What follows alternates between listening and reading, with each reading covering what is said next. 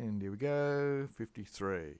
Postquam. So after Cato had said it, after Cato had sat down, omnes consulares, all the ex-consuls, as an adjective it means of consuls, as a noun means ex-consuls, itemque. And so likewise, a magna pars senatus, fourth declension, a great part of the Senate, they laudanted, they praised his sentiment, his opinion. In the virtutem animi, and the virtue or strength of his mind, ad caelum ferent, they bore, so he's the praise of his mind basically to the heavens, or his idea. And others, ali alios, increpitentes timidos vocant. So some had increpites against others, alias to others, one's nominative, one's accusative. Increpitentes usually means making reproaches about them, and they called them timid. So Cato, on the other hand, was clarus and magnus habitur. So habitur means he was considered outstanding and great, you might want to say. So a decree happened, was made of the Senate, by the Senate, we might want to say, just as Illy, who was Cato, had censurated, just as he had proposed. Said mihi, but to me, that's dative, and he's still legenting, so he's reading many things. So to him who's reading and audenting and hearing many things again. So for me, reading much and hearing much of quae which the Romanus populi, the Roman people, at home and in war or abroad, and the sea and on land, have done. And what have they done? Praeclara facinoris, very outstanding, famous deeds. And by chance, lubuit, it's like libet, but it's an alternate spelling, tends to be impersonal, means it was pleasing. So by chance something pleasing was attending, something was pleasing was touching on his mind. Which things, there's res, which means things, maxume, especially, what were the things which had sustained or held up this, the great things of Rome, because tanta negotia means such big deeds or businesses. So what were the types of things especially that had held up the Roman Republic and made it more great, something like that? Scibam. I was knowing that sapo numero, numerous oftentimes, a parvo menu, a small handful with great legions of enemies had contended. So this is like a small handful of Romans had contended or fought with great legions of ostiums, of enemies. And cogno verum, I was knowing that with parvis copius, with small means or resources, they had gesta bella, they had conducted wars, waged wars with opulentus regibuses, with opulent kings, ad hoc. And to this, often, again, they had tolera visse, they had bore the violence fortuna, the violence of fortune, they had sustained it, bore it, and the Greeks in facundia, or eloquence, and the Gauls in glory of war, had ante-fuisi, the Romans, they had outstood or come before the Romans. So it's probably just meanings they were standing, the Greeks were standing above the Romans with their elegance, and the Gauls with their boasting of war and their glories of war. Acme. And for me, multa agitating, again he's dative in himself. So he's agitating or turning over in his mind many things, and his mind agreed, constabat. So his mind finally agreed on something, that porcorum civium of a few citizens, with a special virtue or valor, all this cuncta had been patravisse, had been completed. Eo factum, this could be eo ut here. And these deeds, so much that, or with the result that, this is probably what it means, eo utai, that Porpatas had defeated Divitia, which would be the nominative, Divitias would be the accusative plural. So poverty had superadded, had overcome riches, and paucitas. A few people had overcome multitude. So he's pondering all these things, and he finally figured that this great virtue had been completed by just a few citizens. And this is why it's contrasting that the poor people had defeated the rich people, as we saw the opulent rags, etc., and just a handful of people had overcome the great legions. Said postquam, but afterwards, luxury by luxuries and desidia, which is slothfulness and idleness, corrupta est civitatis. The citizens have become corrupt. Versus, again, the republic, by a magnitude of its leaders, these are generals even, and of their magistrates. What have we got there? So stenobated vitia. Vitia is faults and vices. So it looks like there was a magnitude here, a great amount of false mistakes of their generals and magistrates, and sicuti, as if by force of the parents they'd become effete, which is like weak or enfeebled. Multus tempestus, sometimes it can mean a storm, but probably here means time. In many times, sane, clearly or obviously, there was horde quisquam, there was not anyone, Roma, at Rome, for it was there, with great virtutu. There was no great person in valour at certain times, or actually in many times. There were just not any great leaders or person outstanding. Tempestus.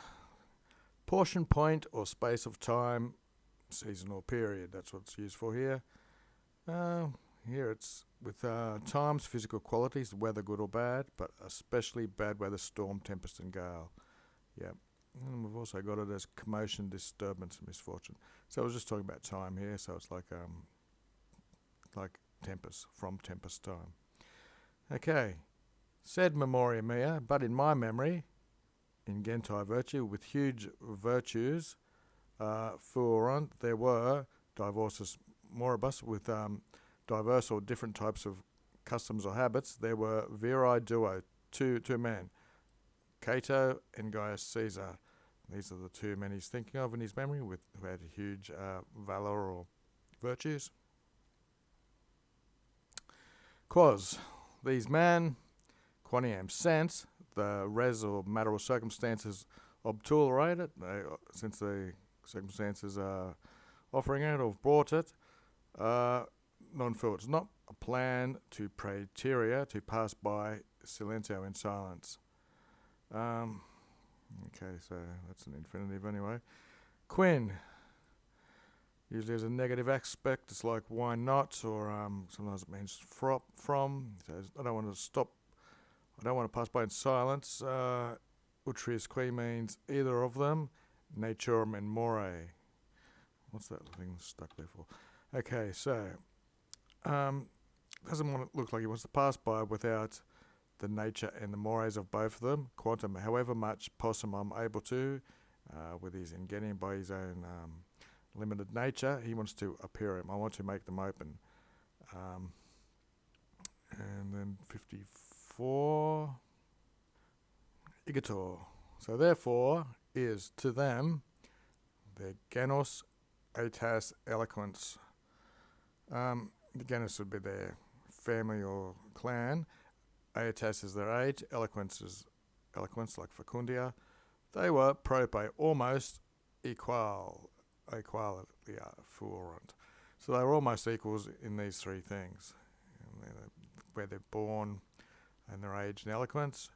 Par, so if you know your golf, par means they were equal, or par in their magnitude of mind, magnanimousness. Item likewise in their glory, but alia to alia, one was different to the other. Caesar, by his beneficis, by his good deeds and his munificence, in his gift giving, he was habatur, he was considered magnus, he was considered great. But Cato, contrasting, by his integritate vitae, by his integrity of his life. Illy would be the former, was factus claris. He was made famous by his mansuetudo, that's his softness or kindness, and his misericordia, which is his pity. Huic, to him who was the later, severitas, so it's like severity was added to dignitatem. On top of that, it was added. Caesar dando, Caesar by giving, sublevando by helping or aiding, and ignoscando by pardoning. Cato adeptus est, he obtained his gloria with nihil largendo, by bestowing no gifts. There's a section in the lobe, says, yet as a plebeian tribune in 62, Cato pursued the Senate to extend the grain dole to many more recipients in order to dampen the smouldering discontent of the collapse of Catiline's revolutionary schemes. He also countenanced bribery in 60 to gain the consulship for his son-in-law. Okay. In Alturo, in the one of them, there was a perfugium, a refuge for the miserous, for those in misery, and then the other was pernices, a destruction for their malice, for their evil. The facilitas, the easygoingness, Ilias of the former, was lauded by Antod, was praised, and of the later, of Huis, his constantia, his stead firmness. 4. Postremo, finally, Caesar, in animum, in his mind, induxerat, he led into his mind to labore, this is probably historical infinitives, he wanted to labour and to vigilare, and to be vigilant, negotes, in the businesses, immacorum of his friends, intentus he was intent on the business of his friends, and neglecting or neglecting his own, so was his own. He denegare nihil, he denied nothing when he was asked of what was a dignum esset, what was worthy dono in a gift, what was so basically when it comes to giving, he denied nothing, and whatever was worthy to give, he gave. Sibi, for himself, probably Caesar still, Magnum Imperium, the great power, exercitum an army, ex optibate. So Caesar was choosing for himself these things, great power, an army, and a novum bellum, and a new war, where, posset, he was able to iniscere, to shine, or where his virtues were able to shine. And 5, nearly done. At Catone.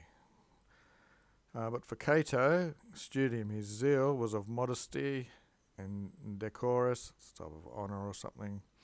But Maxime, especially with his severity or his sternness, not divites, not with riches with the divite, with the rich, neither factions with the factioso, but with strenuo, with energy, with these valo, with modesto pudoro, with modesty, and here he is, curtabating. So he's not contesting, there's the non. So it starts off with a non and ends with a verb that it's negating. So he didn't contest riches with rich people, nor factions with other factions, but with these things. And abstentia with the innocent. So, it's the first ones are base sort of mores, and the second ones are good characteristics. So strenuous with virtues, modesty, shame, and innocence, and abstaining. Esse quam videri bonus malabat. So malabat.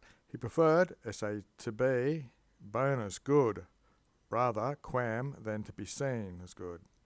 Ita. So thus, quo minus petibat gloriam. So we have correlatives quo and eo. So all the more that he less sought glory, all the more it followed him.